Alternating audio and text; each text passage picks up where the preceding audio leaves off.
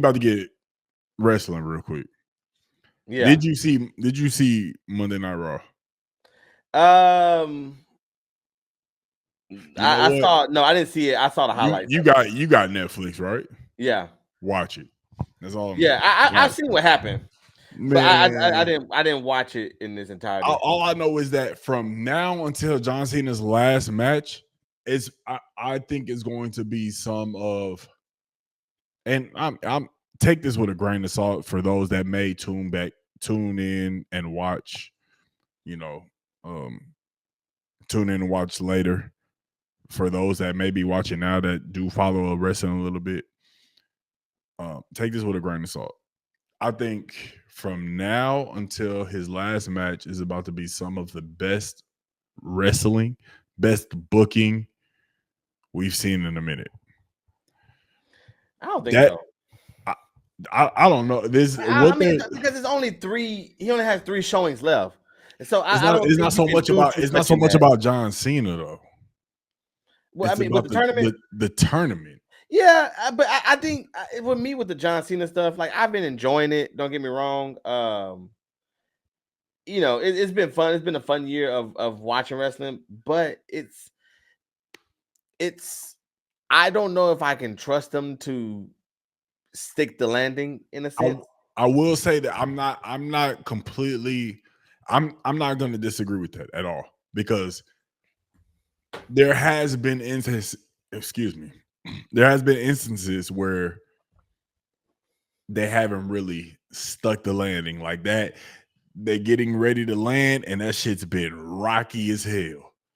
Yeah, and the takeoff has been rocky. The heel turn, the Rock not being involved, and then kind of the heel thing not really working for a lot of people, and then Let me it ask was you this. cool at first, but Let me ask you this. Do you think the heel turn hurt John Cena's tour? the lack of storytelling behind the heel turn. Got you. So it's yeah, Because in my opinion, because so you saw what happened, right? On Raw yeah. with John Cena. I'm thinking, in my opinion, I think that should happen earlier. I don't really care for him winning that title. To me, when I looked at it, like, because I was actually excited to see Monday Night Raw because it was his last one. It was his last one of in Boston, and this is last Monday Night Raw. So I actually it literally just slipped my mind. It's not his last Monday Night Raw. It's his last one in Boston. He's on Monday Night Raw next week. Oh, so he's on Monday Night Raw. Okay, so it's His Monday Night last Raw, Monday then Night Raw. Survivor Series, and then Saturday Night Main Event. Yeah, his last Monday Night Raw is next week in Madison Square. That's right. Okay, I did read that. Okay, but anyways, I don't like this. So I don't like this tournament. I think this tournament is a cop out.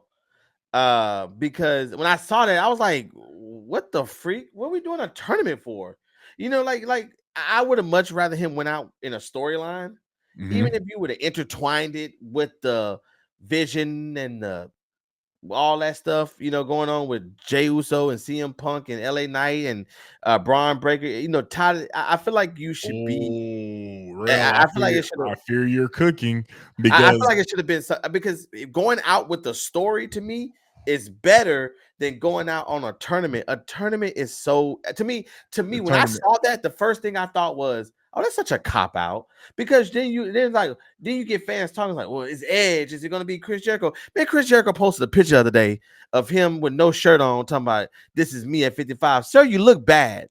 You look bad, and he don't look I like. didn't see that picture, but I Yeah, did see he people talk posted it. about Chris Jericho. So People talking about Chris Jericho because will he be in the tournament? Kurt Angle, all these people that y'all know that's not going to be in this tournament. Will you possibly get one? Could you possibly get an Edge? Maybe, possibly. But I think he works for the rival company, he right? does. Not the one that they're partnered with. No, he works Right. for the rival. So the odds now can it happen? Hey, Spider-Man, Sony sold Spider-Man to Marvel. They did a True. sharing agreement. So there was a time where I thought that would have never happened. So anything can happen. But I think the tournament is a cop out. I think they had to resort to the tournament because they have not had a plan for John Cena since August. Whenever he lost the world heavy, no, Brock Lesnar. What was the point of Brock Lesnar? WrestlePalooza. Yeah, since Brock Lesnar. So when Brock Lesnar came back after he lost the title to Cody, when he lost the title to Cody, Nah, I fear you cooking.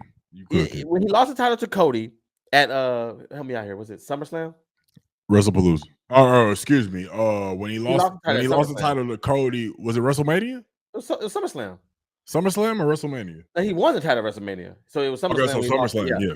So he ever since he lost that title, then when they came back, Brock Lesnar, there was a huge pop. Brock Lesnar is returned. What the freak, man? You gave me back. He's off. Like he comes in, he beats John, he walks out. Then they have a fight that got scheduled out of nowhere. He beats the crap out of John and then just disappears again.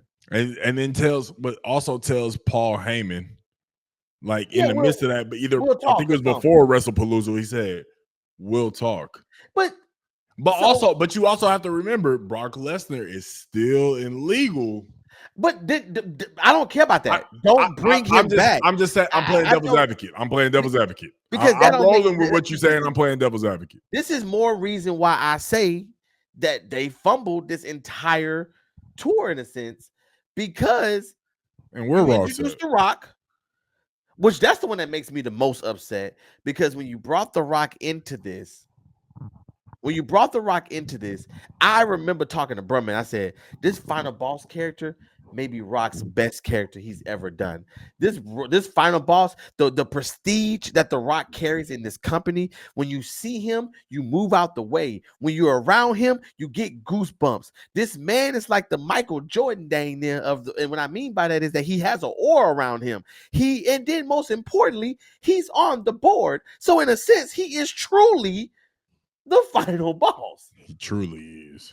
And he's letting you know he's the final boss. And he's letting you know. And I just thought him being like a king or like a Dr. Doom, and he's really the one manipulating let's say he come out like The Rock. The Rock had missed out on a huge opportunity because he could have been the one that was like, I've been controlling all this. Remember when Loki got to the end of time and he went to go see Kang, and what Kang said, he said, I gave you the path to get to this point. I control everything that has happened. You think you're in control, but I am the one. I am he who remains. I know I should be a freaking writer for the WWE. He cooking, y'all. He cooking, y'all. He cooking, y'all. I'm not gonna lie. I'm not gonna lie. Real. I'm not gonna lie, real. If The Rock would have said, I envision you doing this. Seth, you won because of me. Cody, you are here because of me. Jay, you beat Gunther because of me. If that was the kind of power that and thank you, Kenny. Everyone loves Dwayne Johnson. Everyone loves The Rock. He would have been such a great heel, and he would have been the almighty. We have to having a team of, in a sense, WWE superstars to go up against him or whatever the case can be. Either way, him and John Cena on the same team would have been epic. I thought the heel turn was awesome. That was probably still my favorite moment of this year when he made that face and The Rock did this, and it was such a. I thought the heel turn was dope too. I thought the heel turn was dope too. This is coming from somebody who wasn't really tapped into wrestling like that for years on end, right? And I would always tune in here and there, and I knew that John Cena was that guy, but he was also a babyface. So to see John Cena turn heel and in that fashion, bringing back somebody who I thought who was my favorite, or not, if not my favorite, one of my favorites, top 2 in The Rock, be in that whole heel turn, I was locked in. So I thought the heel turn was dope. I agree with you at the fact that the heel turn could have had more of a storyline. They could have did more with that, but that heel turn was dope. But yeah, it was an amazing moment. It was an That was Elimination amazing, Chamber, wasn't it? Yeah, amazing moment. You know what ruined that moment? Travis Scott, your classmate, All love to your Travis Scott. classmate, your I, I, classmate. um, I went to high school with you, gang. Mo City. I hope that you have all of the success in the world. But there was no way in hell that you needed to be included in that storyline of John Cena turning heel, bro. At all. He And could have I, did what Jelly honestly, and Roll this is did. coming from somebody who wasn't really tapped in with wrestling like that. And I believe that all of the people that was tapped in, that has been tapped in with wrestling like that, I feel like they will feel the same way. There was no need for Travis Scott to be included in that storyline because that happened at Elimination Chamber. And then he came back. I don't know. I don't remember when he came back out because Who? Cody Rhodes finished the story. Who? Travis Scott. It happened at Elimination Chamber when he came out. That's why I said WrestleMania was such a big deal because I think it was I don't know if it was WrestleMania when Travis Scott came back out or if it was SummerSlam, but I felt like I can't remember what happened at SummerSlam, bro. Well, it don't matter. All I'm saying, I say all that to say that Travis Scott could have been left out of that feud of Or him could have turning. played like a Jelly Roll, like Jelly Roll and Logan. That was a Jelly fun. Roll actually fought. That's why I'm about to go with it. Like Like if you're gonna speed, include him, give I him a show match. speed actually was in the ring. Got speared Right. by Braun Breaker. You know what I'm saying? Travis Scott just got salt. Well, no, he got crossroaded by Cody Rhodes. Where he slapped him. Well, he slapped him, but then Cody Rhodes Mhm. crossroaded him. So he got hit with an actual move. But It still ain't the same. nah, man. I don't know. I wanted to bring all of that up because I thought that since I've been tapped in, I thought this Monday Night Raw was one of the better ones because I thought that John Cena winning the Intercontinental Championship and completing the Grand Slam in Boston, in his hometown, was dope. Coming from a person who recently got tapped back in fully, because I was always tapped in, but not like where I'm at right now. Being fully tapped in into WWE and seeing him win back in Boston, I think it was an amazing thing, and it was something that should have happened a while ago, but it happened, and now it's going to be intriguing to see when will he lose that Intercontinental Championship because we all know that he's getting ready to be done. So is he going to lose it Monday in New York? Is he going to lose it in DC? Because New York is his last date uh before Saturday Night Main Event. So when is he going to lose it? Or is he gonna go out on top with that motherfucker and they just vacate it? And then it's gonna be two new contestants going for the Intercontinental Championship, which I ultimately think, and I could be dead ass wrong. I ultimately think it's gonna be back in Dominic Mysterio's hands. Yeah, it just said, let me borrow this for a little bit. Mm-hmm. I get it. Because Dom, watching that whole back and forth between John Cena and Dom Mysterio is one of them ones. I get Ring it. skills, mic skills, charisma. Like he's one of them ones, bro. The way like he made that whole quote unquote, I'm not gonna say feud, but that whole like dialect, that whole debate, conversation, whatever you want to call it, between him and John Cena, he held up his end of the bargain on that. He was talking his shit, and he really showed he's a heel, and people was eating that shit up, which made John Cena winning an Intercontinental Championship even that much sweeter, in my opinion. So, but I think he's gonna end up winning that back. He's one of them ones. Yeah. I mean, we'll see. I don't really think. I think this tournament gonna be stupid. It's gonna be interesting. I'm gonna watch it, of course, see what happens. I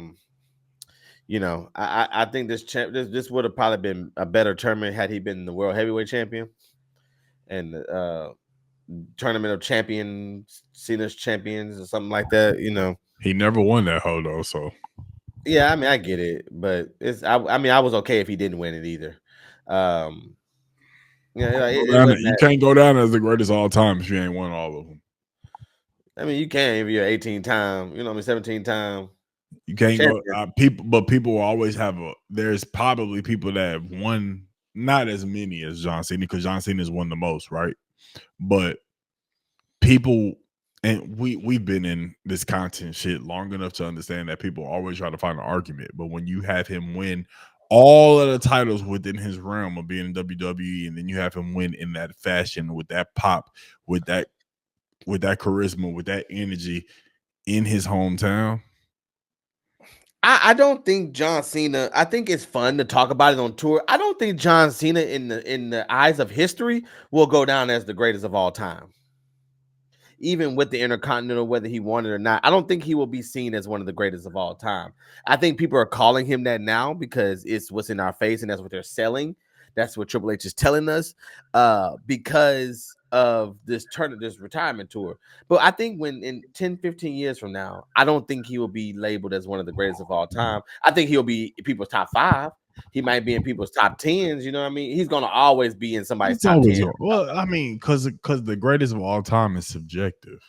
Well, and I think too, it's wrestling, so it's not True. It's all about this. who captivates the audience there, right then and there.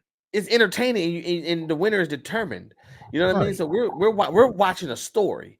You know what I mean? And we're watching it unfold. So I don't. That's why, and I think that's what makes it so subjective. I can say Tom Brady is the greatest of all time because Tom Brady has 7 Super Bowl champions, and I've watched him dig his team out of holes each, and and blah blah blah. I can go and look at the numbers. He's the number one in this past year. I can go to numbers. Michael Jordan. I can go to numbers. I mean, wrestling. Yeah, you can go to numbers, but them are not. I hate to say, not real numbers. Because there's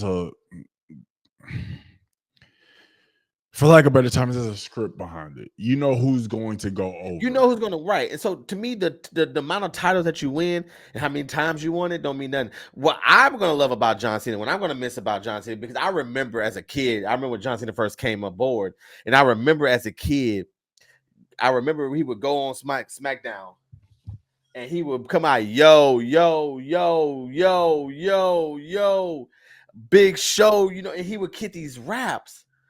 And I remember me and Derek would then go on the internet and then go print out those raps so that we can repeat them, because that's how much influence John Cena had on me as a kid. You know what I mean? So I didn't even. John Cena is gonna.